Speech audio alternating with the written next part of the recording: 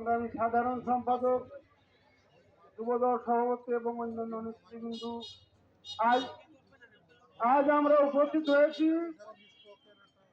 17 বছর, দীর্ঘ 17 বছর নির্যাতন, বঞ্চনা, গুম খুনের শিকার, জেল জরিমানার শিকার হয়ে আজকে এমন একটা দিনক্ষণের জন্য অনেক স্বপ্নে অনেক লালিত একটা দিন।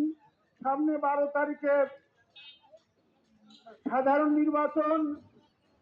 এই নির্বাচনে আজকে বাংলাদেশ জাতীয়তাবাদী দলের পক্ষ থেকে চুয়াডাঙ্গা 1 আসনে প্রার্থী জনাব শরীফুজ্জামান শরীফ তার বিজয়কে নিশ্চিত করার জন্য, আমাদের স্বপ্ন পূরণ করার জন্য আমরা এখানে উপস্থিত হয়েছি।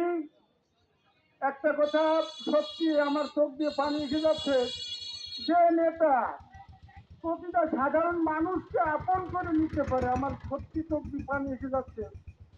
রাখাল রাজা বলা হয়, সবার ফোন সে আপামর জনসাধারণের ফোন সে রিসিভ করে, সে সবার ভালো মন্দ খোঁজ নেয়। সেই নেতার জন্য আমাদের দোয়া, সেই নেতার জন্য আমাদের খাটাখাটনি, যিনি তার স্বাস্থ্য যাতে তার সময়কে সময় মনে করেননি। সুতরাং আমি সবাইকে হাত জোর করে অনুরোধ করছি, ধানের শীষে ভোট দিয়ে সেই শরীফুজ্জামান শরীফকে জয়যুক্ত করুন।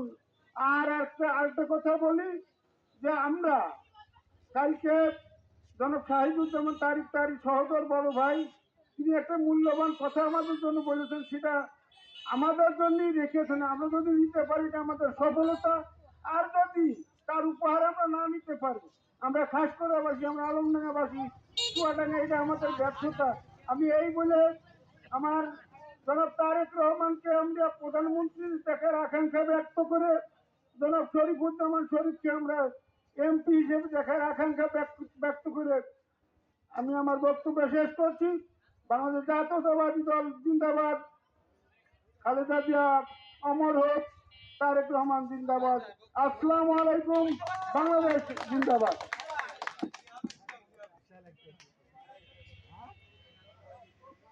ধন্যবাদ জহরুল চাচাকে।